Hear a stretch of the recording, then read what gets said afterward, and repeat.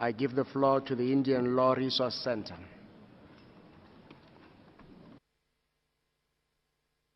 National Congress of American Indians and Native American Rights Fund offer this joint statement on combating violence against Indigenous women and girls, who often suffer multiple forms of discrimination and disproportionate violence and murder, not only because of their gender, but also because they're Indigenous and members of Indigenous peoples. Violence against Indigenous women is a global epidemic. American Indian and Alaska Native women are 2.5 times more likely to be assaulted than other women in the country.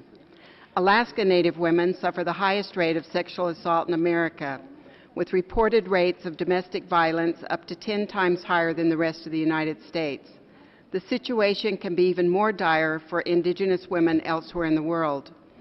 The Declaration on the Rights of Indigenous Peoples calls on states to ensure Indigenous women enjoy full protections and guarantees against all forms of violence and discrimination.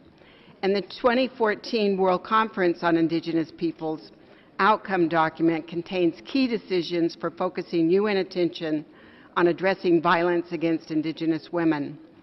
States committed to support the empowerment of Indigenous women and to prevent and eliminate all forms of violence and discrimination against them.